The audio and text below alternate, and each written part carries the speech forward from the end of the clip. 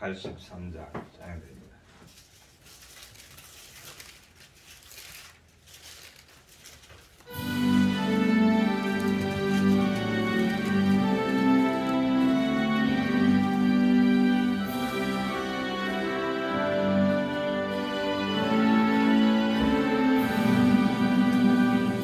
환난과 핍박 중에도 성도는 신앙 지켰네. 이 신앙 생각할 때에 기쁨이 충만하도다. 성도의 신앙 따라서 죽도록 충성하겠네. 옥중에 매인 성도가 양심은 자유롭네. 오래도 고난 받으며 죽어도 영광되도다.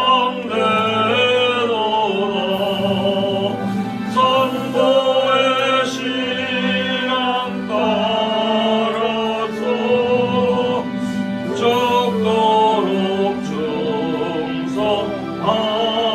충성하겠네.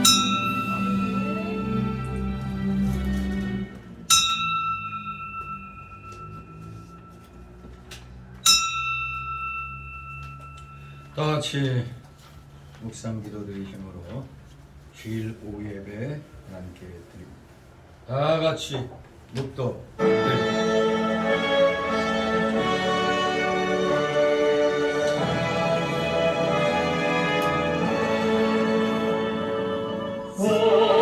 성부성자와 성령 찬송과 영광 돌려보내세. 대초로 지금까지 또 영원 무궁토록 성삼위의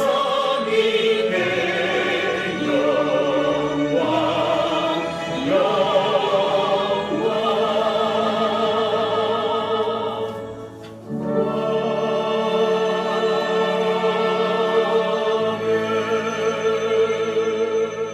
악인이 심판을 견디지 못하며 죄인이 의인의 회중에 들지 못하리로다. 대저의인의 길은 여호와께서 인정하시나 악인의 길은 망하리로다. 다 같이 사도신경으로 우리의 신앙 하나님 앞에 고백드립니다. 전능하사 천지를 만드신 하나님 아버지를 내가 믿사오며 그 아들 우리 주 예수 그리스도를 믿사오니 이는 성령으로 잉태하사 동정녀 마리아에게 나시고 본디오 빌라도에게 고난을 받으사 십자가에 못 박혀 죽으시고 장사한 지 사흘 만에 죽은 자 가운데서 다시 살아나시며 하늘에 오르사 전능하신 하나님 우편에 앉아 계시다가 저리로서 산 자와 죽은 자를 심판하러 오시리라. 성령을 믿사오며 거룩한 공의와 성도가 서로 교통하는 것과 죄를 사하여 주시는 것과 몸이 다시 사는 것과 영원히 사는 것을 믿사옵나이다. 아멘. 다같이 찬송가 386장 386장 부르신 후 이 시간을 위해 최성자 집사님 기도 인도하십니다. 386장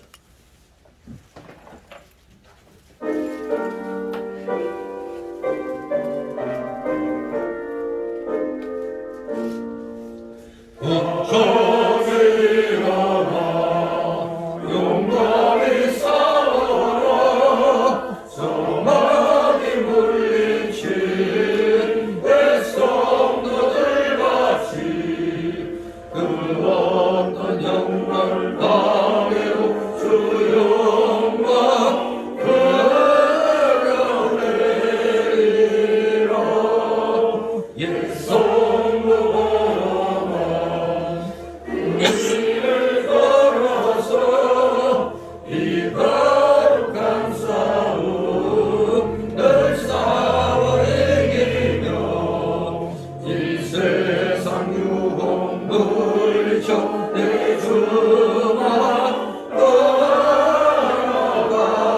나가겠네 힘차게 나가자 큰 싸움할 때에 수행의 강한 싸움 내 능력 되시며 사막이 능히 멀리 천들 성내 하게 되리라 주님만 의지해 힘차게 나가자 이 거룩한 싸움 뻗끝이 나리니 저 승리의 멸류관을 내 주가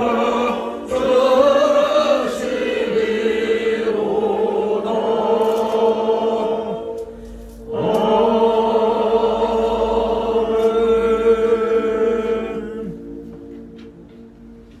기도하십니다. 사랑나무가 풍성하신 하나님 아버지 감사합니다. 실록의 계절 5월을 맞아 아름다운 꽃들과 푸른 나무들로 주님이 지으신 자연을 보게 하여 주시어 거룩한 주 진들에 나와 예배드리게 하시니 감사와 찬양과 영광을 드립니다. 옛사람의 속성으로 세상과 짝하며 살아가는 저희들 회개하오니 용서하여 주시옵소서. 우리나라를 위해 기도합니다. 코로나 이후 경제를 지키려 주시옵소서. 대통령 당선인이 지혜와 용기로 국민에게 희망을 주는 정부를 준비하게 도와주시옵소서. 또 코로나 고리들을 해제와 일상을 회복되게 인도하여 주시옵소서. 말씀으로 저희를 양육하시는 주님의 종 항상 기억하시고 영육간의 각절의 공간과 성령 충만함을 주시어 맡기신 모든 사역들이 온전히 감당하시고 더 큰 부흥의 열매가 결실이 되게 인도하여 주시옵소서. 통교회 모든 성도님들 봉사에 형통하며 강건하게 인도하시고 앞에 놓여진 힘든 상황을 극복하고 하나님의 영광을 위해 살아갈 수 있도록 인도하여 주시옵소서. 이 시간 처음부터 마치는 시간까지 주님 함께 하시어 홀로 영광 받으시옵소서. 예수 그리스도 이름으로 기도드립니다. 아멘. 네, 감사합니다. 오늘 오후 시간 함께 은혜 나눌 말씀 봅니다. 구약 에스겔 33장 21절에서 33절까지의 말씀을 우리 교대로 읽도록 합니다. 33장 에스겔 33장 21절에서 33절까지 말씀. 파수꾼 에스겔 파수꾼의 나파 두 번째 시간이 되겠습니다. 21절 제가 먼저 있습니다. 우리가 사로잡힌 지 12년 10월 5일에 예루살렘에서부터 도망하여 온 자가 내게 나와 말하기를 그 성이 함락되었다 하였는데 그 도망자 내게 나오기 전에 여호와의 손이 내게 임하여 내 입을 열었더니 다음날 아침 그 사람이 내게 나오는 임시 내 입이 열리기로 내가 다시는 잠잠하지 아니하는가. 여호와의 말씀이 내게 임하여 가라사대 인자야 이 이스라엘 험한 땅에 거한 자들이 말하여 이르기를 아브라함으로 모태처럼이라도 이 땅을 기업으로 얻은 날이 우리가 중자야 믿었고 이 땅으로 우리에게 기업으로 주신 것이 되느니라 하노라. 그러므로 너는 그들에게 이르기를 주 여호와의 말씀에 너희가 피 있는 고기를 먹으며 너희 우상들에게 눈을 들며 피를 흘리니 그 땅이 너희의 기업이 될까 보냐. 너희가 하나님의 가증한 일을 행하며 각기 이웃의 아내를 가로치니 그 땅이 너희의 기업이 될까 보냐. 너는 그들에게 또 이르기를 주 여호와의 말씀에 내가 나의 삶을 두고 맹세하노니 황무지에 있는 자는 칼에 엎드러뜨리고 들에 있는 자는 들짐승에게 붙여 먹게 하고 산성과 굴에 있는 자는 온욕에 죽게 하리라. 내가 그 땅으로 황무지와 놀라움이 되게 하고 그 권능의 교만을 지게 하리니 이스라엘의 들이 분명하여 나아갈 사람이 없으리라. 내가 그들의 행한 모든 가증한 일로 인하여 그 땅으로 황무지와 놀라움이 되게 하면 그때 그들이 나를 여호와인 줄 알리라 하라. 인자야 내 민족이 한 곁에서와 짖는 데서 나를 부르며 각각 그 형제로 더불어 말하여 이르기를 자 가서 여호와께서 무슨 말씀이 나오는가 물어보자 하고 백성이 모이는 것 같이 네게 나오며 내 백성처럼 내 앞에 앉아서 네 말을 들으나 그대로 행치 아니하니 이는 그 입으로는 사랑을 나타내어도 마음은 이욕을 좇음이라. 그들이 너를 나가리잖아요 고운 음성으로 사랑의 노래를 하는 자같이 여겼나니 내 말을 듣고도 지키지 아니하니와 다 같이 그 말이 응하리니 응할 때는 그들이 한 선지자가 자기 가운데 있었던 줄을 알리라. 아멘. 네. 이제 두 번째 시간입니다. 파수꾼 에스겔. 파수꾼의 나파. 그 두 번째 시간으로 오늘 21절 33절까지 오후 시간 보겠는데 두 단락으로 나누어서 살펴봅니다. 먼저 첫 번째 단락은 21절에서 29절. 전통과 다수를 의지하고 교만한 자는 망한다. 전통과 다수를 의지하고 교만한 자는 망한다. 결국 예루살렘이 함락되었음을 우리는 보게 됩니다. 두 번째 단락으로는 30절, 33절로 유다 백성들이 말씀은 들으나 이욕을 좇음으로 그대로 행치 않았습니다. 한마디로 남은 자들에 대한 그 심판이 임했음을 보게 됩니다. 이렇게 두 단락으로 나누어서 오후 시간을 살펴보겠는데 먼저 오후 시간에 그 마지막 부분 그 17절, 20절의 말씀을 좀 더 보충하고 오늘 오후 시간 21절 이하의 말씀을 살펴보도록 합니다. 그 많은 유대인들 사이에 조상의 의가 자손에게 유전된다고 믿던 풍조가 있었습니다. 그러니까 조상의 우리 흔히 말하는 말로 조상떡에 뭐 이렇게 잘 산다. 조상의 의가 의를 이룬 만큼 더 자기 자손에게도 의가 그대로 유전이 된다. 거저 먹으려고 하는 풍조입니다. 아무리 악행을 자신들이 저지른다 할지라도 경건했던 선조의 덕으로 말미암아 죄가를 받지 않는다고 믿었던 그때의 그 유대인들은 그러니 불행을 이제 만나게 되니까 오히려 하나님께 불평을 하면서 자신들의 그 악한 행위를 정당화했던 것입니다. 그러나 우리 하나님께서는 각 개인의 운명 또한 각 개인의 그 주체적인 판단과 행실에 의해서 결정되어진다고 말씀을 하셨던 겁니다. 그러므로 진정한 회개, 진정한 회개는 뭐냐? 죄를 슬퍼할 뿐만 아니라 그것에서 완전히 돌이키는 것, 그것이 진정한 회개며 살 길입니다. 또한 거기서 진일보하여 힘써 정의를 행하며 부당하게 모은 재물이 있다면 그거 돌려주는 겁니다. 그리고 지속적으로 하나님의 말씀대로 살아감으로써 하나님께 영광을 돌리는 삶을 사는 것, 그것이 진정한 그런 회개의 모습인 것입니다. 생활 속에서 하나님께 영광 돌리며 사는 삶이 되어야 됩니다. 오늘날 회개의 개념이 아주 많이 왜곡되어서 그저 입술로만 잘못을 시인하면 그것으로 모든 할 일을 다 한 것으로 오해하고 있는 그런 풍조죠 지금. 그저 그냥 입술로만 잘못 시인하면 다 된다, 할 일 다 했다 오해하고 있는데, 진정 하나님께 연락되는 회개는 사회적이고 또 개인적인 부정, 그것을 다 바로잡는 우리의 구체적인 삶의 현장에서 완성된다는 점을 명심해야 됩니다. 진정한 회개, 사회적, 개인적인 부정을 바로잡는 실질적인 구체적인 삶의 현장, 거기서 진정한 회개가 이루어진다는 걸 기억해야 돼요. 그저 조상떡에 어떻게 그냥 뭐 면해볼까 이런 생각하면 안 됩니다. 그런데 이러한 개념에 사로잡혔던 이들이 자꾸 공평하신 하나님에 대해서 불평하죠. 공평치 않다고. 악인의 입장에서 볼 때는 의인의 행동이 어떻게 보면 바보처럼 보일 수도 있어요. 죄인의 판단에 따르면 자기들의 기준으로 보니까 뭐 하나님도 불의하네, 하나님도 불의하게 여겨질 뿐입니다. 그러나 공의의 하나님께서는 정확한 척도를 가지고 각 사람의 행위를 판단하신다는 선언이 오전에 그 끝부분 17절, 20절의 그 요지가 됩니다. 정확한 척도를 가지고 각 사람의 행위를 판단하신다. 이것이 17절, 20절의 그 요지가 되었습니다.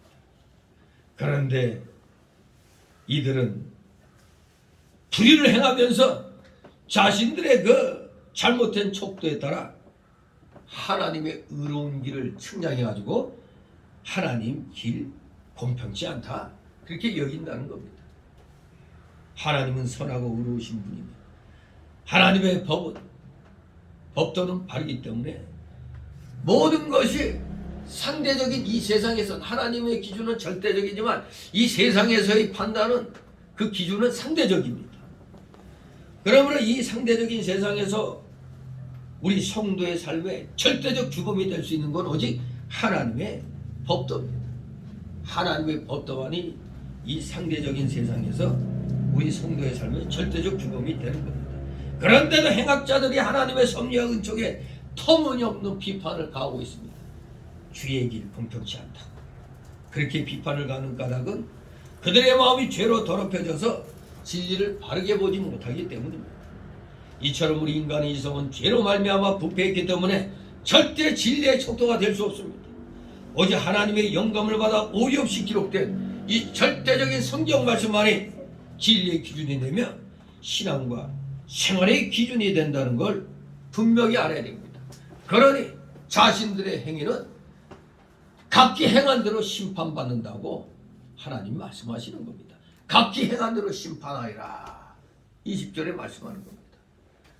이스라엘의 죄는 국가적이며 집합적인 성격을 띠고 있을 뿐만 아니라 개인적이고 개별적인 성격을 또한 가지고 있었던 겁니다. 구약 이스라엘은 하나님 앞에서 함께 책임을 져야 했던 언약 공동체였기 때문에 혼자 제 아무리 의롭게 살고 있다고 해서 개인적인 의를 주장할 수가 없었습니다. 동시에 개인의 죄 역시 전체의 죄 속에 묻혀서 감가되지 아니하고 일일이 하나님의 저울에 의해서 판단이 되었던 겁니다. 그냥 묻혀버리는 게 아닙니다. 그래서 20절에서 하나님께서는 특별히 개별적인 심판을 하겠다고 강조하셨죠. 각기 행한 대로 심판하리라. 그렇게 강조하시고 계십니다. 그러므로서 악한 자의 불평불만에 대하여 단호한 일침을 놓고 계시는 겁니다. 각기 행한 대로 심판하리라. 그들의 죄가는 하나님의 공의로운 심판 앞에서 분명히 드러나게 될 것이고 아무도 그 판결을 부정하지 못할 것입니다. 진실로 의인은 아무리 과거에 의로웠다 하더라도 지금 범죄하면 죽는 겁니다. 그러나 악인이 지난날 악하게 했다고 해서 그대로 벌받는 게 아니라 그 악을 회개하면 또 하나님이 살 길을 열어주신다는 걸 분명히 알아야 되겠습니다. 오늘날 우리 기독자들도 마찬가지입니다. 우리는 이미 십자가에서 모든 죄를 다 사함받았지만 현재 옛사람의 속성이 남아있어서 그 옛사람의 속성에 우리가 이끌림 받으면 우리가 죄를 짓게 되기 때문에 그때는 하나님이 우리의 육신에 대하여 징계를 가하시는 겁니다. 우리의 영은 이미 천국 백성 됐지만 우리의 아직 죄악성이 남아있는 이 육신은 그 죄 지은 데에 대한 마땅한 징계를 받는다는 사실을 우리는 기억해야 됩니다. 그래서 각기 행한 대로 하나님이 심판하신다는 걸 알아야 돼요. 나 지난날에 엄청나게 충성 많이 했지. 내가 교회에 대해 뭘 했는데 교회 건축하는데 내가 전 재산 다 갖다 바쳤는데 막 이러고 아무리 자랑해봐야 지금 내가 교만해서 죄지면 지금까지 쌓아온 은은 그대로 있어요. 그 자라난 영의 인격은 그대로 있지만 더 이상 못 자라고 이제 이 죄 지은 데 대해서 징계를 받는 겁니다. 하나님은 그래서 공평하신 겁니다. 현재 말씀대로 잘 행하고 있느냐 아니면 죄 짓고 있느냐 이거 현재 벌받고 상받고 하는 겁니다. 지난날에 의로운 걸로 다 커버된다면 우리 이렇게 힘들게 안 해도 되죠? 지난날 다 열심히 했으니까 지금 만판하고 그냥 막 노는 겁니다. 그게 아닙니다. 현재가 중요합니다. 신앙은 현재 열심을 다하여 하나님 앞에 바로 서면 그만큼 우리의 육신 또한 하나님의 놀라운 사랑과 은혜 속에 거하게 됩니다. 그래서 이제 21절 29절은 자꾸 지난날에 전법 자기들 조상이 지은 의를 자꾸 내세우는 겁니다. 그리고 많은 우리가 많은 수로 이렇게 또 하면은 이 모든 걸 극복할 수 있다 이렇게 착각하고 교만했다가는 망한다는 걸 우리에게 가르쳐 주는 겁니다. 오예배 때 그 첫 번째 단락 21절 29절이 바로 그겁니다. 전통과 다수를 의지하고 교만한 자는 망하게 된다는 것입니다. 자, 21절 22절 있습니다. 우리가 사로잡힌 12년 10월 5일 예루살렘에서부터 도망하여 온 자가 내게 나와 말하기를 그 성이 함락되었다 하였는데 그 도망한 자가 내게 나오기 전날 저녁에 여호와의 손이 내게 임하여 내 입을 여시더니 다음 아침 그 사람이 내게 나올 임시에 내 입이 열리기로 내가 다시는 잠잠하지 아니하였노라. 아멘.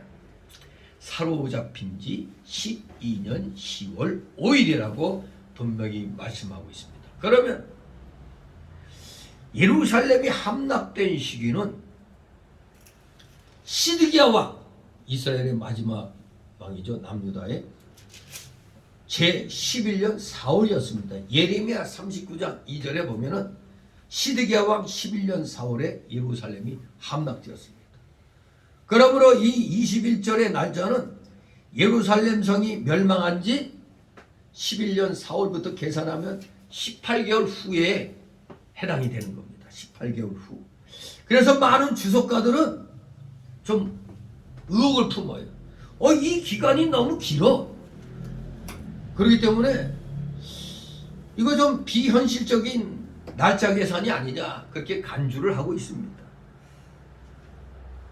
그렇기 때문에 70인역하고 수리아 사본을 비롯한 그 많은 사본들을 살펴보면 맞소라 사본의 그 12년을 11년을 잘못 기록한 거다. 11년을 12년으로 맞소라 사본이 잘못 기록한 거라 그렇게 보는 거예요. 왜 그러냐? 이 11년과 12년 두 단어가 히브리어로 보면은 히브리어 글자로 보면은 단지 한 글자만 달라요. 한 글자만 다를 뿐 아니라 발음상으로도 거의 구별하기 힘들다고 그래요. 12년과 11년이 발음상으로도 거의 구별하기 힘들다는 겁니다.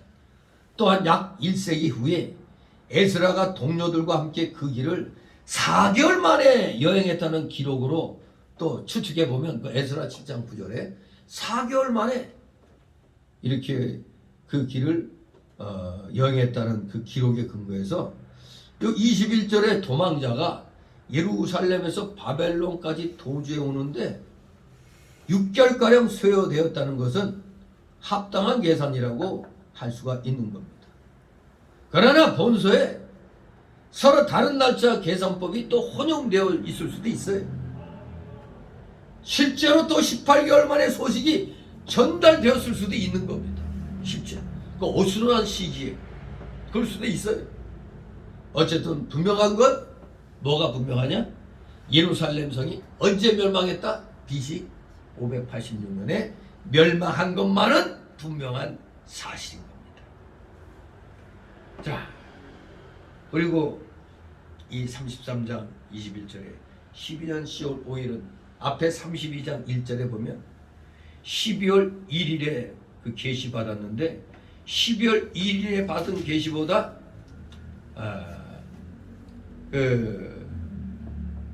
1개월 25일 먼저 그 받은 계시라고 할 수가 있습니다. 12년 10월 5일이니까 32장의 1절에 12월 1일이라고 나온 걸 보고 계산하면 요 12월 1일에 받은 것보다 10월 5일 날 받은 거니까 당연히 1개월 25일 먼저 받은 계시가 되겠다. 그러니까 역사적 순서로는 32장이 도리어 이 뒤에 나와야 되는 건데 먼저 앞에 32장이 나왔습니다. 예루살렘에서 도망하여 바벨론에 온 사람이 에스겔에게 와서 예루살렘이 함락되었습니다 하고 전했습니다. 에스겔은 그래서 하나님의 예언이 성취되었구나. 예루살렘이 함락된 것을 인하여 에스겔은 더욱더 뜨거운 사명감을 가지고, 왜? 하나님이 예언한 대로 이루어졌습니다. 그래서 더욱더 뜨거운 사명감을 가지고 계속해서 말씀을 전파해 나왔던 겁니다. 그래서 22절에 보면은 여호와의 저녁, 그날 저녁에 여호와의 손이 내게 임하여 내 입을 여셨다고 그래요. 여호와의 손이 내게 임하여 내 입을 여시더니 다음날 아침 그 사람이 내게 나올 임시에 내 입이 열리기로 내가 다시는 잠잠하지 아니하였노라. 여호와의 손은 다른 게 아니라 하나님의 능력과 권위를 나타냅니다. 하나님의 능력과 권위의 상징, 그것이 여호와의 손입니다. 즉 하나님께서는 강권적으로 역사하셔서 에스겔의 온 인격을 지배하셨고 그에게 멸망한 예루살렘과 연관된 메시지를 이제 구체적으로 전하도록 하신 겁니다. 그러니까 22절 끝에 내가 다시는 잠잠하지 아니하였노라. 그러니 그 일로 인해서 사명감을 가지고 계속 하나님의 말씀을 선포해 나갔던 겁니다. 23절 26절 있습니다. 여호와의 말씀이 내게 임하여 가라사대 인자야 이 이스라엘 항모한 땅에 거한 자들이 말하여 이르기를 아브라함은 오직 한 사람이라도 이 땅을 기업으로 얻었나니 우리가 중과한즉 더욱 이 땅으로 우리에게 기업으로 주신 것이 되느니라 하는도다. 그러므로 너는 그들에게 이르기를 주 여호와의 말씀이 너희가 피 있는 고기를 먹으며 너희 유상들에게 눈을 들며 피를 흘리니 그 땅이 너희의 기업이 될까 보냐. 너희가 칼을 빌어 가증한 일을 행하며 각기 아이웃의 아들을 더럽히니 그 땅이 너희의 기업이 될까 보냐 하고. 아멘. 여기 말은 예루살렘에 함락되어서나 예루살렘에 남아있는 사람들이 이제 뭐라고 말을 합니다. 뭐라고 말을 했느냐. 옛날 아브라함은 한 사람이라도 가나안 땅을 기업으로 얻었으니까 지금 자기들은, 남아있는 자기들은 여전히 아브라함의 자손이고 더구나 아브라함은 혼자였지만 지금은 자기들은 수가 많아. 그러니 더욱이 그 땅 자신들에게 주시리라고 이렇게 말하고 있습니다. 즉 무슨 말이냐. 하나님께서 자기들에게 복을 주시리라고 믿고 있었던 겁니다. 아브라함 한 명에게 그렇게 주셨는데 지금은 우리가 수가 많으니까 당연히 하나님은 우리에게 주실 것이다. 그렇게 믿고 있었습니다. 정말로 그들이 죄를 회개할 생각은 하지 않고 그저 지난날의 전통과 지금 사람 수가 많은 것만 자랑하고 복 받은 줄 알고 있었던 겁니다. 그런데 그들의 행위는 무슨 짓을 했어요? 하지 말라는 것만 골라 했습니다. 피 있는 고기 먹고 피채 먹지 말라고 그랬잖아요. 왜? 피에 생명이 있다고 고기 때문에. 피 있는 고기 안 먹었어요. 근데 먹었어요. 그 우상까지 섬깁니다. 서로 피를 흘리고 칼을 믿어 가증한 일을 행하고 이웃의 아내를 더럽혀 간음을 행하고 있었던 겁니다. 그래서 선지자 에스겔은 어찌 그런 악한 일을 범하면서 너희가 어떻게 복을 받겠느냐고 책망했던 것입니다. 진실로 여기 23절에서 저기 29절까지 말씀을 살펴보면은 정말 이들은 너무나 악한 짓을 한 겁니다. 지금 이 23절에서 29절까지는 지금 고향에 남아있는, 즉 예루살렘에 남아있는, 지금 에스겔 선지자는 어디 있어요? 지금 포로지에, 바벨론 포로지에 있었던 겁니다. 거기서 그 포로민들에게 하나님의 메시지를 선포했는데 그 예루살렘 함락을 알려온 그 사람을 통해서, 그리고 고향에 남아있어 갖고 자기들은 그래도 상대적으로 죄가 덜해가지고 포로지로 안 끌려왔다고 생각하고 지금 자만에 빠져 있는 겁니다. 우리들은 그래도 이 예루살렘에 남아있지 않나 해가지고 너희들처럼 안 끌려가고, 그래서 에스겔 선지자는 고향에 남아있는 그 유대인들에 대한 심판의 메시지를 지금 선포하는 겁니다. 엄청난 환난과 징벌을 통해 우리 하나님께서는 지금 자신의 의를 드러내는 겁니다. 하나님의 선민일지라도 잘못했기 때문에 아예 바벨론에게 붙여갖고 망하게 만들었어요. 그야말로 이스라엘 민족으로서는 엄청난 환난과 징벌이었습니다. 하나님께서는 하나님의 의를 드러내시기 위해서 그렇게 하셨어요. 죄 지은 백성들에게 깨닫게 하기 위해서 나의 의를 더럽혔으니, 하나님의 의를 더럽힌 결과를 환난과 징벌을 통해서 내리셨던 겁니다. 그래야 하나님의 의가 드러나잖아요. 고통과 우고를 내리시는 우리 하나님의 의도는 궁극적으로 백성들로 하여금 여호와 하나님을 알도록 하기 위함이라는 사실, 그것을 우리는 잊어서는 아니 되겠습니다. 여기 이 예루살렘에 남아있는 이 유대인들은 그저 지난날에 아브라함은 혼자인데 지금 우리는 많으니까 당연히 하나님은 우리에게 주실 거라는 그 허황된 생각만 하고 있는 겁니다. 왜냐하면 그 당시 여기 예루살렘에 남아있던 사람들은 어떤 상황이었냐면, 사실 바벨론의 군대에 쫓겨갖고 지금 다 산속으로 굴로 다 도망친 그런 패잔병들이었습니다. 바벨론에게 쫓겨갖고 여기저기 다 도망쳐 숨은 이스라엘의 그 패잔병들을 얘기하는 겁니다. 근데 이들이 그냥 단순히 도망가서 머리카락 보일까 꼭꼭 숨어 있었던 게 아니라, 오늘날에도 말하면 게릴라전, 오늘날로 말하면 이 이스라엘 패잔병들이 끊임없이 게릴라전을 펼쳤던 겁니다. 그래서 나름대로 애국운동 했던 거예요. 이스라엘 패잔병들이 끝까지 저항했어요. 끝까지. 비록 그들은 소수였지만 절망하지 않고 싸웠던 것입니다. 바로 그것은 아브라함이 혼자의 몸으로 가나안 땅을 기업으로 받은 상황에 비교해 본다면, 자신들은 수요면에서도 훨씬 많고 조건도 훨씬 낙관적이라고 스스로 위로했기 때문인 것입니다. 아무튼 절망하지 않고 싸운 건 좋은데 문제가 있었습니다. 이들은 하나님을 의지한 게 아니었습니다. 그렇기 때문에 에스겔은 그들의 이런 헛된 망상에 대해서 아주 비극적인 종말을 예언한 것입니다. 그들의 오려는 외부적인 조건과 사람의 수요에 근거했다는 데 이유가 있습니다. 외부적인 조건, 지금 여기저기 바벨론 군대에 눈에 안 띄는 곳에 다 숨어 있었어요. 숨어 있으면서 밤에 의식하거나 또 뭐 한가할 때 싹 나와가지고 게릴라전을 펼쳤으니까 외부적으로는 좀 유리했죠. 그리고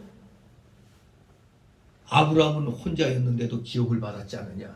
지금 우리는 이렇게 다수가 적과 싸우고 있지 않느냐. 그러니 당연히 하나님이 주실 거다. 그렇게 믿었던 겁니다. 그러니까 자기들의 그 전통과 수많은 것에 그냥 의지를 하고 있었던 겁니다. 정작 그들이 복을 받기 위해서 해야 할 일을 빼먹었어요. 복을 받기 위해서 뭘 해야 돼요? 아브라함의 그 외형적인 것만 보지 말고 아브라함의 믿음을 본받아야 되죠. 아브라함처럼 믿음으로 하나님과 동행해야 한다는 중요한 사실을 깨달아야만 했던 것인데, 그것을 미처 깨닫지 못하고 그저 전통과 다수만을 의지하다가 아주 그냥 완전히 망하게 되는 겁니다. 이들이 이렇게 열심히 싸운 거, 항복하지 않고 싸운 건 좋은데 이 사람들이 무슨 죄를 범했다고 여기 얘기하고 있어요? 피를 먹었다고 그랬어요. 피 있는 고기를 먹고, 그리고 우상성이고 또 뭐요? 가정한 일을 행하며 각기 이웃의 아내를 더럽혔다고 그랬어요. 그 창세기 9장 4절 6절과 37장 22절, 레위기 17장 12절, 19장 26절에 보면 분명히 피는 생명을 상징하기 때문에 먹는 것이 금지되었습니다. 분명히 피 있는 고기, 피채 먹지 말라고 했는데 지금 이들은 그냥 피 있는 고기 그냥 먹어요. 그래서 지금 하나님을 두려워함이 없어져 버렸습니다.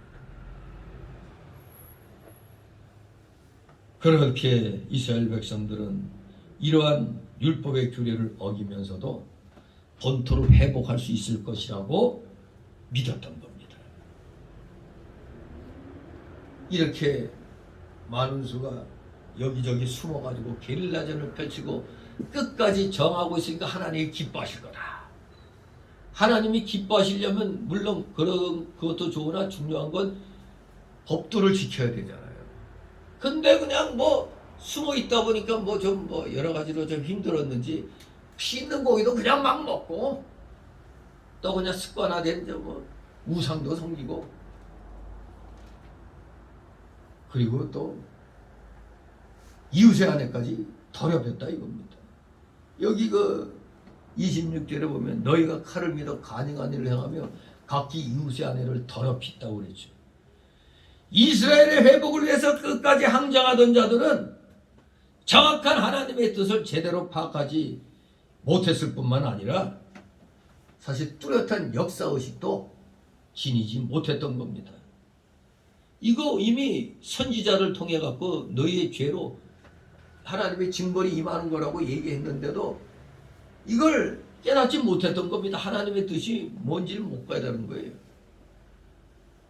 그러니까 역사의식도 없는 데다가 더구나 예루살렘의 함락이라는 분명한 선지자들의 그 예언한 대로 이루어진 그 표적을 보고서도 회개하기는커녕 그저 헛된 망상에 사로잡혀 투쟁을 계속했습니다. 투쟁하는 건 좋으나 헛된 망상으로 하나님 말씀에 의지하지 않고 그래서 자기들의 그 소욕에 따라 투쟁을 해나갔던 겁니다. 그러다 보니까 무슨 일이 있었느냐, 복음 물자를 게릴라전 하기 위해서 물자가 필요하니까 복음 물자를 조달받기 위해서 강도질까지도 서슴지 않았던 겁니다. 같은 이스라엘 백성들이 뭘 이렇게 끌고 가도 우리는 이 나라를 찾기 위해서 필요한 거니까 하면서 그냥 이스라엘 백성들이 끌고 가던 것도 막 그냥 도둑질하고 막 그런 거예요. 강도죠. 뭐 도둑과 강도지 그냥 서슴없이 행했던 겁니다. 진실로 이들은 하나님을 믿는다기보다는 자기들의 이 칼, 무력을 믿은 겁니다. 무력을 믿었고 심지어는 부녀들에게 강간까지 자행함으로써 민심마저 잃고 있었어요. 이것이 이번에 우크라이나 이거 러시아가 침공했을 때 막 러시아 군이 그냥 우크라이나 아녀자들 막 강간하고 막 그러는 장면이 나왔었잖아요. 그런데 문제가 일어났죠. 러시아군만 그런 게 아니라 우크라이나군까지 그랬다고. 그러니까 러시아군이 그런 건 적이니까 그러려니 했지만 같은 국민들을 지켜줘야 할 우크라이나군이 러시아군이 행했던 것 같은 똑같은 짓을 행했다는 건 이건 절대 용서받을 수가 없는 일이죠. 바로 지금 이 이스라엘 패잔병들이 본토를 회복하겠다고 뜻을 굽히지 않고 투쟁하는 건 좋은데 문제는 도리어 그런 명분으로 이스라엘 백성들 것도 도둑질하고 심지어는 부녀까지 강간까지 행함으로써 이제 민심마저 잃어버린 겁니다. 저런 것들이 무슨 놈이 뭐 독립운동을 해? 아니, 민심마저 잃고 말았던 겁니다. 예, 아무튼 그들에게 이제 남은 길은 뭐밖에 안 남았어요? 완전한 파멸밖에 남아있지 않았던 겁니다. 그래서 선지자 에스겔은 그런 악한 죄를 범하면서 너희가 어떻게 복을 받겠느냐고 책망한 겁니다. 어디 그런 가증한 일을 행하면서 무슨 복을 받아? 이스라엘 땅을 하나님이 아브라함과 이삭과 야곱에게 허락했다 할지라도 지금 이스라엘에 남아있는 그 예루살렘에 남아있는 백성들이 가증한 죄를 짓고 있기 때문에 그들의 땅이 결코 될 수 없다는 것 선포하고 있는 겁니다. 27절 29절 있습니다. 27절 29절 너는 그들에게 또 이르기를 주 여호와의 말씀에 내가 나의 삶을 두고 맹세하노니 황무지에 있는 자는 칼에 엎드러뜨리고 들에 있는 자는 들짐승에게 붙여 먹게 하고 산성과 굴에 있는 자는 온역에 죽게 하리라. 내가 그 땅으로 황무지와 놀라움이 되게 하고 그 권능의 교만을 그치게 하리니 이스라엘의 산들이 황무하여 지나갈 사람이 없으리라. 내가 그들이 행한 모든 가증한 일로 인하여 그 땅을 황무지와 놀라움이 되게 하며 그때 그들이 나를 여호와인 줄 알리라 하라. 아멘. 하나님께서 분노하십니다. 진노하십니다. 나의 삶을 두고 맹세한다고 그랬어요. 나의 삶을 두고 맹세하노니. 예루살렘에 남아있는 이스라엘 백성들이 그저 외부적인 자기들 전통만 자랑하고 하나님을 떠나서 온갖 가증한 죄를 다 짓고 나가니 하나님께서 분노로 심판하셔서 전쟁과 들짐승과 전염병으로 다 망하게 하고 죽게 하고 그 땅을 황무지가 되게 하신다는 것입니다. 너무나 무서운 파멸의 선언 아닙니까? 지들 땅에는 내가 이 아브라함에게 물려주신 그걸 우리는 다시 찾겠다고 애국운동 독립운동 하고 있는데 하나님이 이룰 수 있느냐 하지만 이들은 하나님의 법도대로 행하지 아니했잖아요. 그렇기 때문에 하나님이 나의 삶을 두고 심판을 선언하는 맹세를 하십니다.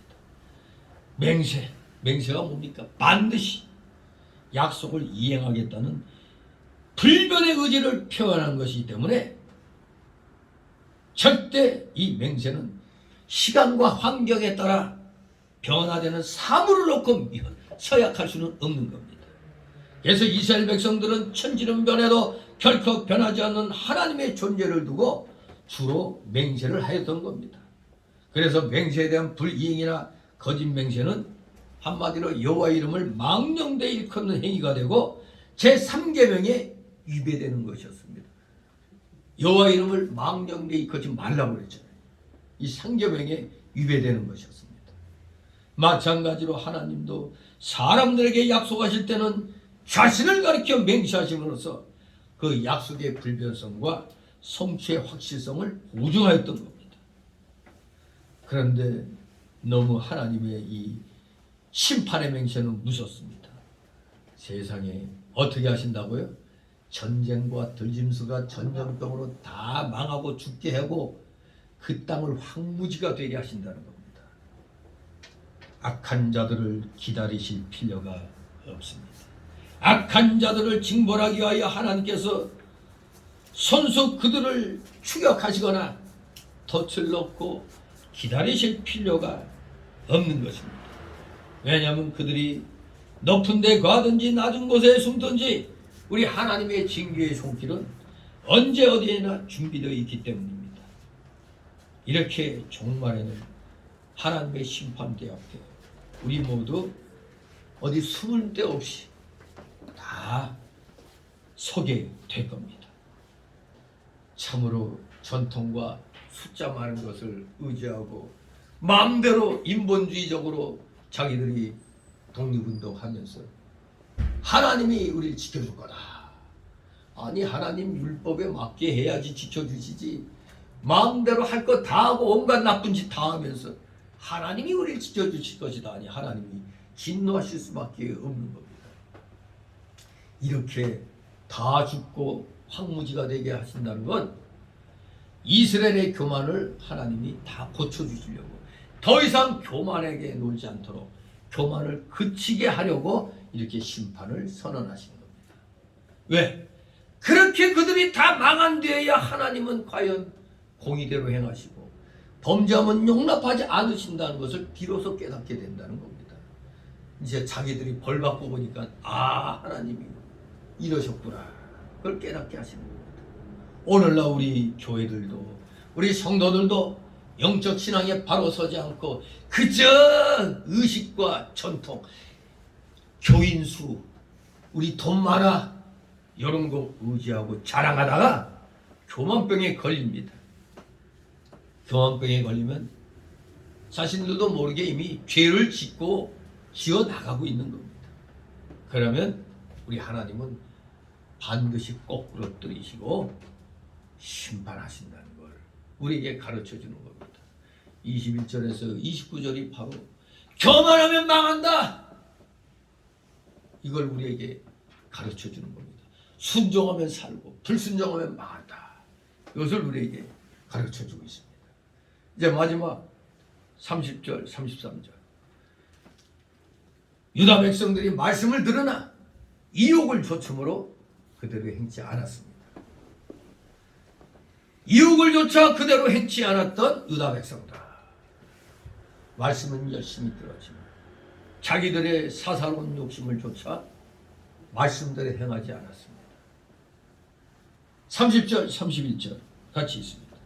인자야 네 민족이 담 곁에서 주문에서 늘 의논하며 각각 그 형제를 더불어 말하여 이르기를 자 가서 여호와께로부터 무슨 말씀이 나오는가 들어보자 하고 백성이 모이는 것 같이 네게 나오며 내 백성처럼 네 앞에 앉아서 네 말을 들으나 그대로 행치 아니하니 이런 의입으로는 사랑을 나타내어도 마음의 이욕을 쫓으리라. 아멘. 자, 이제 포로지 그 바벨론에 있는 유다 백성들이 에스겔 선지자에게 모여가지고 하나님 말씀을 잘 듣습니다. 아, 그래 아멘 할렐루야 하는데 그러면 말씀 듣고 나가서 행해야 되죠. 근데 말씀은 잘 듣는데 그대로 행치 않았다는 얘기입니다. 그게 바로 이 말씀이에요. 입으로는 사랑을 나타내어도 마음은 이욕을 쫓습니다.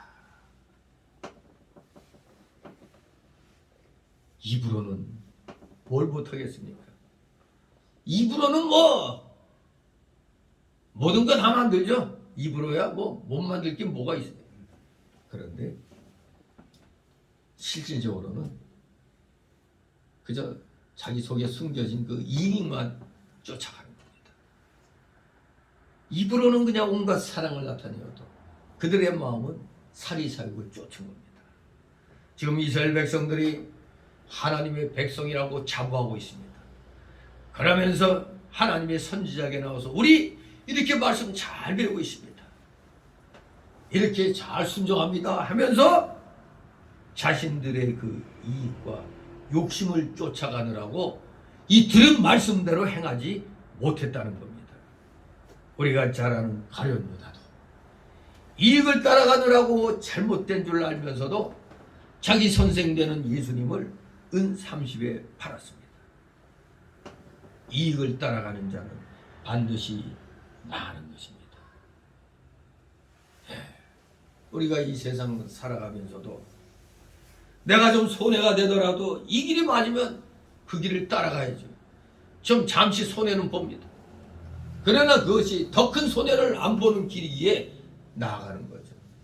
그래 바로 우리 민족이 잘못된 길, 저 주석파들이 이끄는 대로 공산주의 길로 가니까 어떻게 그냥 보면은 뭐 한다고 몇 푼 주지 좋은데 이렇게 따라가다 보면 망하는 겁니다. 근데 의식이 있으니까 이 돈 어디서 나는 거야? 이거 우리 세금 아니야?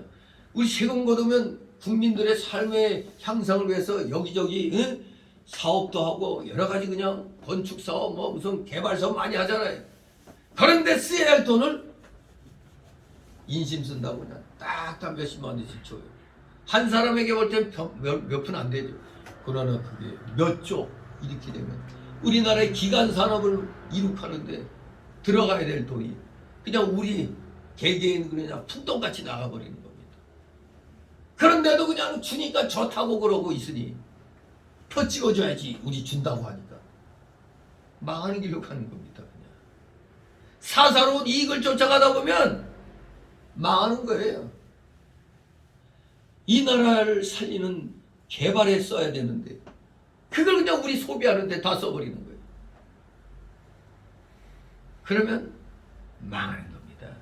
자기 이익 따라가는 이 대한민국 국민들이 많아지면 망하는 겁니다.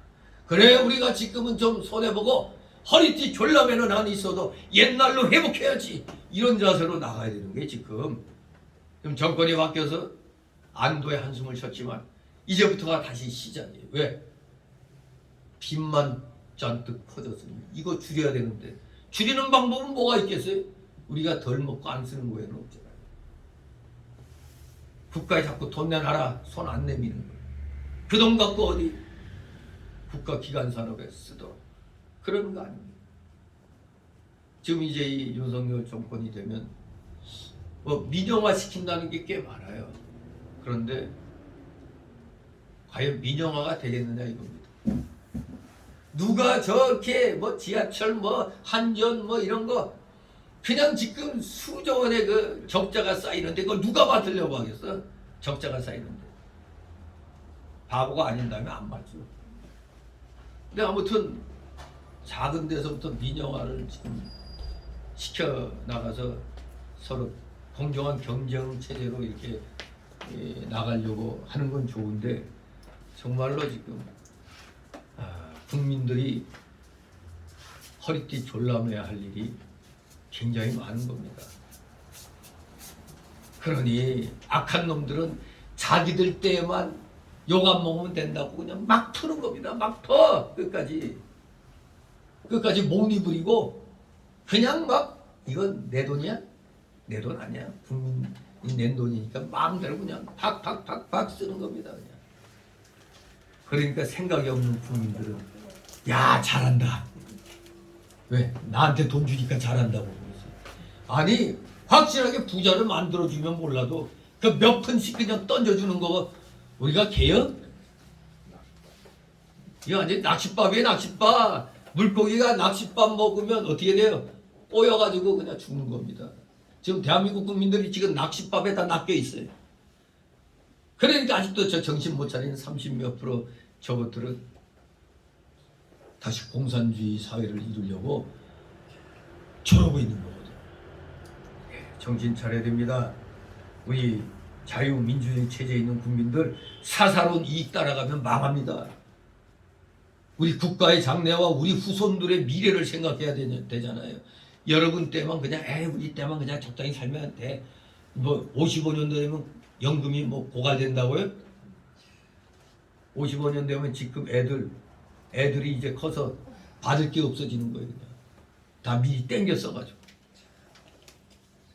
지금 여러분들은 이제 좀 뭐 기초연금이니 뭐니 막 받는데 앞으로 받으려면 자꾸 이 국가적인 이 사업을 해가지고 고용을 창출해서 부자로 자꾸 국가가 부역에 대한 돈이 쌓여야 되잖아요.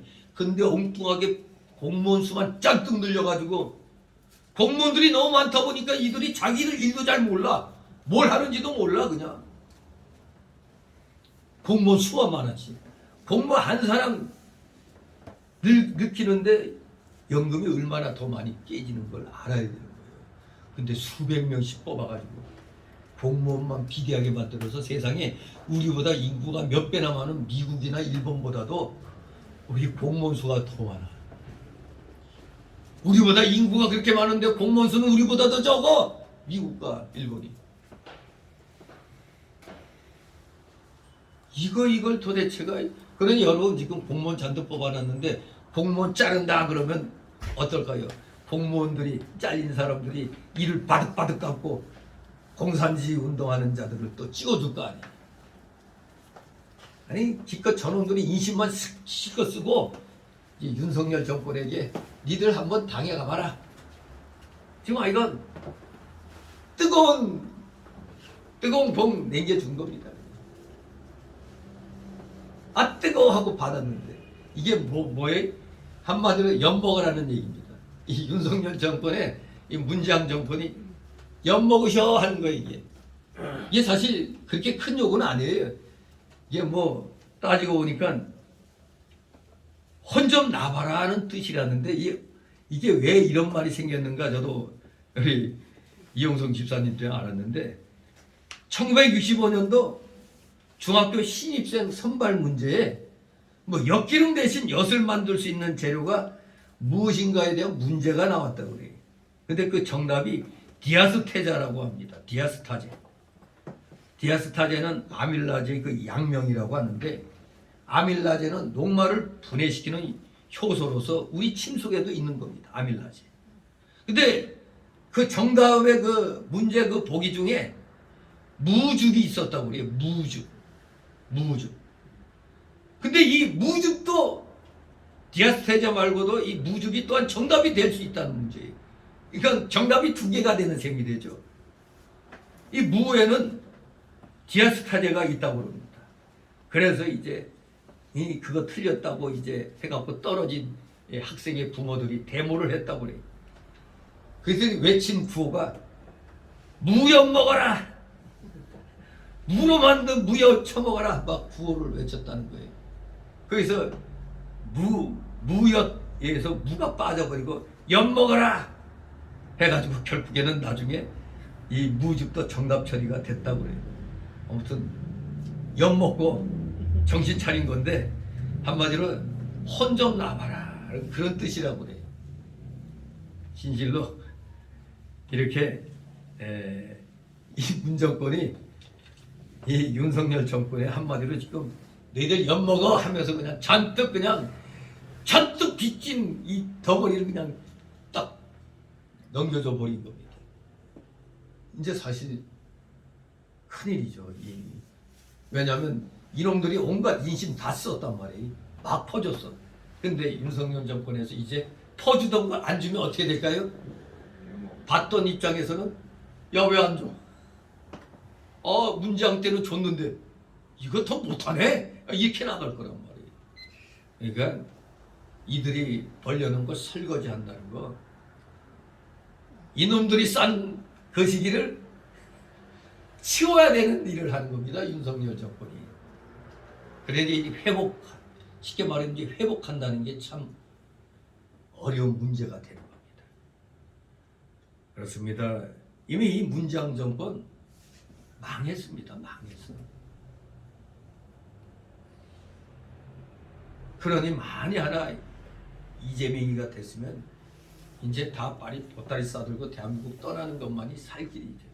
지금 이 5년 동안에 우리나라 기업들이 외국에 많이 나갔는데 세상에 그 나라에서 그 남의 나라 가서 공장 세워가지고 벌어들인 거의 그 세금이 우리나라에 돌아오는 세금이 이 국내 기업들이 낸 세금보다 더 많아요. 쉽게 말하면 국내에서 40 몇 프로를 세금이 들어왔으면 해외 기업에서 들어온 세금이 52%인가 뭐 이런 식으로 도리어 해외 기업이 낸 세금이 더 많아.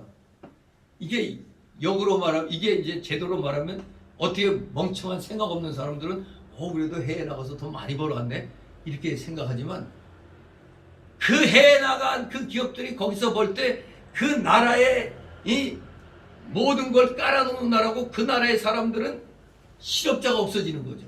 투자하니까 그 나라 사람들은 땡큐요 땡큐. 근데 그 나라에 투자할 건 이 나라에서 이놈들이 그냥 기업들 목만 안 조였으면 이 나라에 남아서 계속해서 이 투자했으면은 실업자가 없어졌을 텐데 그 아까운 돈이 외국에서 외국 사람들만 먹여 살리고 있어요.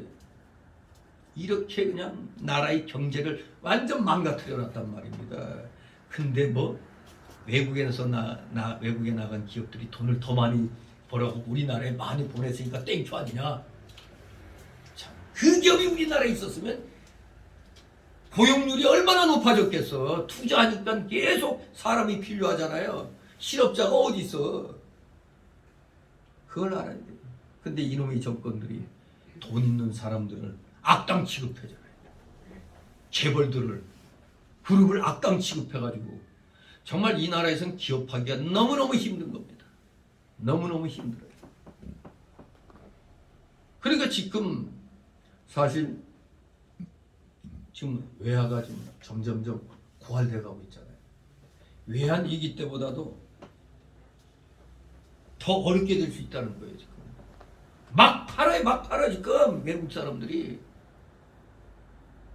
근데 지금 민노총이나 정교조 이놈들이 이제 윤석열 정권 무너뜨리려고 또 나와서 외치는 것 중에 주한미군 철수도 나오잖아요. 기가 막히죠. 미군 철수하면 미군이 이 나라에 있기 때문에 외국 기업들이 우리나라에 투자할 수 있는 거에 안심하고 미군이 있으니까 이 전쟁 없다. 투자하는 겁니다. 근데 미군 철수에 다 지금 안 그래도 지금 매도하느라고 바빠요. 다 내놓고 그냥 막 내놓고 그냥 팔고 그냥 튀는 거예요. 다 돈 잔뜩 챙겨갖고 튀는 겁니다.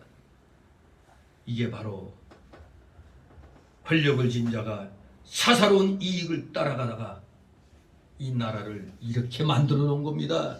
이건 대역죄에 해당되는 겁니다. 대역죄. 또 국가 손실죄에 해당돼요. 국가 손실죄죠. 이재명이 저놈 저거 피의자로 돼 있죠. 지금 성남에서. 지 마누라하고 법인카드 긁어 쓴 게 5억이 넘는다고 그래요. 법에 의하면 5억이 넘는 게 국고 손실죄에 해당되면 5억 이상이면 사형이라고 해요. 사형. 근데 문장이는 그거에 더해서 여적죄 아니에요. 적에게 나라를 넘겨주려고 한 짓을 했으니까. 여적죄. 반역죄라 이겁니다. 옛날 같으면 무슨 죄? 능지처참할죄입니다. 삼적이 멸할죄예요. 삼적이 멸할죄. 저런 죄를 짓고도 뻔뻔해가지고 저렇게 하는 것 봐요. 맨날 입만 열면 세월호, 입만 열면 5.18. 그러더니 박지원이가 웬일로 윤석열에게 또 붙었네. 더 이상 세월호 5.18 조사할 거 없다. 다 끝났다. 그러다고 박지원이를 윤석열이가 봐줄까? 안 그래도 저거 고발 사주죄 그것 때문에 지금 꽉 하고 있는데 이제 취임하면 이제 국정원장도 바꿔쳐야지. 지금 박지원이가 문재인에게 충성한다고 그랬더니 이제 끝나니까 이제 문재인이 뒤통수 치고 있어. 핵 포기 안 한다. 언제는 포기한다고 그랬다고 했더니 이제 또 포기 안 한다고. 문재인이 물먹이고 있어 지금. 아무튼 나라의 그 지도자는 사사로운 일을 따라가면 안 됩니다. 반드시 망하게 되어 있습니다. 우리가 잘 아는 여호수아에 나오는 아간, 또 모세오경의 그 발람, 또 사도 초대교회 사도행전의 초대교회 때 아나니아와 삽비라 두 분. 이들이 왜 망했죠? 아간도 몰래 그냥 입마에 폭해. 발람도 하나님이 하지 말라고 그랬는데 돈을 갖다 주니까 아이고 내 하나님께 따로 기도해 볼게 하면서 돈을 쫓아가다. 아나니아와 삽비라는 하나님께 내 은혜 받아서 이거 바치겠습니다 하고 자기 거 팔다 보니까 돈이 이만큼 들어오잖아. 아까운데 요만큼. 이렇게 숨겼다가 다 망했잖아요. 다 죽었잖아요. 그러므로 자신이 손해를 받아 성령의 인도를 따라 하나님 말씀을 순종하고 하나님 나라와 하나님의 의를 구하고 진리대로 행해야만 잘되고 복을 받는 겁니다. 그저 맨날 우리 조상이 얼마나 믿음 생활 잘했는데 맨날 그 얘기만 하다가는 망하는 겁니다. 현재 내가 과연 좋은 조상의 믿음을 내가 실천하고 있는가? 현재 말씀대로 순종해 나가는 것, 이것이 중요한 것입니다. 다시 32절 33절 있습니다. 그들이 너를 음악을 잘하며 본성으로 사랑의 노래를 하는 자같이 여겼나니 네 말을 듣고도 준행치 아니하거나 그 말이 그날이니 그날 때는 그들이 한 선지자가 자기 가운데 있었던 줄을 알리라. 아멘. 이제 이 불성실한 청중들의 그 태도가 계속해서 지금 소개되고 있죠. 예루살렘 멸망에 대한 그 예언이 성취됨으로써 에스겔은 잠시 동안은 인기를 얻게 됐죠. 왜? 에스겔 선지자가 예언한 대로 진짜 예루살렘이 함락됐네. 망했어. 그래서 에스겔 선지자 진짜 참 선지자네. 대단하네. 칭찬을 받을 수 있었어요. 그러나 그것은 오래가지 못했습니다. 그 까닭이 있죠. 에스겔의 메시지가 엉터리였기 때문이 아니라 그 청중들의 태도가 매우 이기적이고 불성실했기 때문이었습니다. 조속변이로 변하는 겁니다. 청중들의 그 마음가짐은. 오늘날 현대교회도 이러한 특징을 지닌 신자들이 많이 있습니다. 그들이 교회에 다니는 까닭이 무슨 뚜렷한 신앙 목적을 가졌기 때문이 아니라 그저 취미 삼아 한번 참석해 보는 것이고, 또 설교 또한 자신에게 들려주는 하나님의 경종으로 듣기보다는 자기 귀를 즐겁게 해주는 한낱 음악으로 들으려고 했어요. 전 음악 소리 같이 귀를 즐겁게 하는 음악 소리처럼 이렇게 들으려고 했는데, 조금 지나니까 이건 뭐 그냥 막 책망하고 이런 것이 이제 막 나오죠. 정말로 에스겔 선지자에게 이스라엘 백성들이 노래 잘하는 사람에게 노래를 배우는 것처럼 말씀 잘 가르치는 에스겔 선지자에게 형식적으로는 말씀을 열심히 듣고 배웁니다. 문제는 뭐가 중요해요? 행하지 않았다는 사실. 아, 좋은 말씀. 실제로는 행하지 않았던 겁니다. 그러나 그 말씀이 반드시 그대로 이루어질 것이며, 그때에 가서야 우리 중에 하나님의 참선지자가 있었구나, 그게 에스겔이었구나 알게 된다는 겁니다. 결국 발등에 불이 떨어지고 난 뒤에야 깨닫게 되는 겁니다. 그래서 제가 하는 말이 있었죠. 자수하여 광면 찾자고 그랬죠. 아니면 시컷 맞고 망하고 말래, 아니면 빨리 자수해서 광면 찾으고 빨리 회개하고 하나님이 주시는 복을 기대하는 게 낫잖아요. 빨리 회개해서 지금 잘못했던 것에 대해서는 징계받고 앞을 향해 나아가야죠. 고쳐가지고 나아가야지. 그런데도 끝까지 그냥 개기는 거예요. 요새 말로 그냥 개긴다고 그러죠. 하나님 말씀을 주시는 선지자의 말 막 개기고 있어요. 그러면 선지자 말 개긴다는 건 하나님 말씀을 개기는 거나 똑같은 거죠. 꼭 얻어 터지고 나서야 정신 차리는 그런 아둔한 자들이 되면 안 됩니다. 참 선지자는 거짓 선지자와는 달리 그 예언의 성취로 말미암아 그 진정성이 입증되는 거 아닙니까? 완악한 자들은 징벌의 환난을 겪고 난 뒤에야 비로소 선지자의 예언이 참된 줄을 인식하게 되지만, 그때는 이미 때는 늦으립니다. 때는 늦으리. 왜냐? 진정한 회개를 통해서만 얻을 수 있는 구원의 약속에서 이미 제외되었기 때문인 것입니다. 빨리 회개하고 빨리 하나님 말씀 안으로 우리는 들어가야 됩니다. 그것이 살 길인 것입니다. 이렇게 에스겔 선지자는 이제 심판의 경종에서 회복의 구원의 메시지를 전하는데, 지금 이 33장이 일종의 그 멸망의 심판과 회복과 구원의 메시지 전환되는 반환점의 시기예요. 심판의 메시지 있으면서도 또 회복에 대한 메시지. 하나님 앞에 순종하면 하나님의 복을 받게 되는, 그렇지 않으면 망하게 된다는 사실입니다. 오직 말씀대로 행함으로 하나님이 예비해 놓으신 복들을 다 받아 누리시는 진정한 믿음의 실력자들 되시기를 오늘날의 현명한 하나님의 자녀들이 되시는 여러분 되시길 주님의 이름으로 축원합니다. 기도. 거룩하신 하나님 아버지, 은혜를 감사드립니다. 사랑하시는 자녀들, 닥치고 난 후에야 깨닫는 어리석은 자들 되지 않게 하옵소서. 말씀을 통하여 선포할 때 앞으로의 일이 이렇게 될 수도 있다 생각하고 빨리 회개하여 올바른 말씀의 법도의 길로 돌아오도록 우리 사랑하시는 자녀들, 성도들 간에 먼저 깨달은 자, 또 채 못 깨달은 자가 있기 때문에 먼저 깨달은 자들이 최선을 다하여 귀한 진리를 잘 전하여 잠자고 있는 자들 깨우치게 하여 주시고 또 깨우침 받은 자들은 또 나아가 잠에 빠져 있는 자들을 일깨우는데 우리 모두 지극히 작은 것에서부터 다 쓰임받는 진실된 믿음의 일꾼들 하나님의 자녀들 다 되게 하여 주시옵소서. 감사드리며 예수 그리스도 이름으로 기도드옵나이다. 아멘. 다같이 찬송 476장.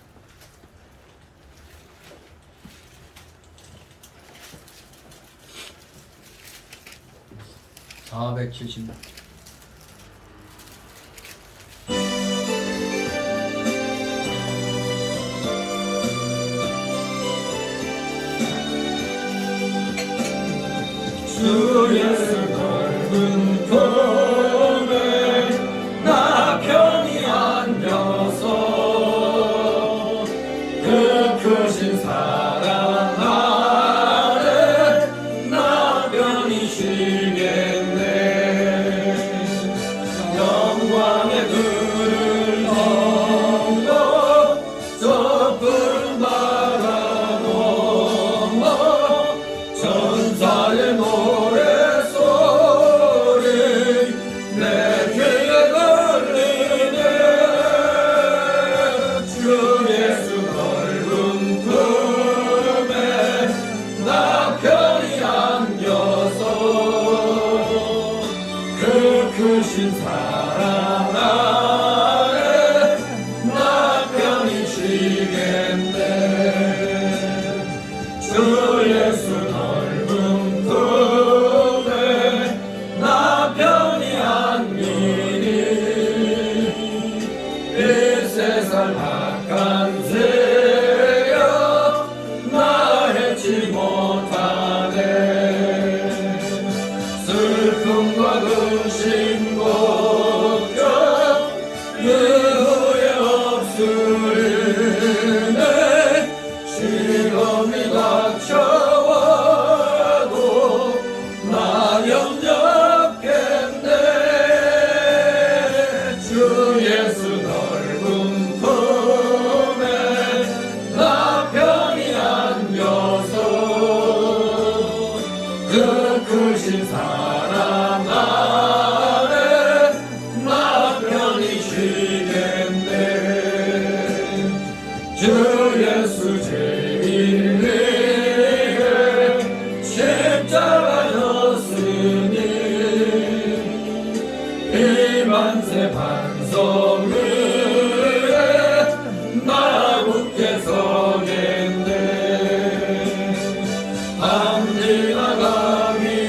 지나가기까지 나 참고 기다리며 새 아침 덤돌 때 주 만나 뵙겠네. 주 예수 넓은 품에 나 편히 안겨서 그 크신 사랑 아래 나 편히 쉬겠네.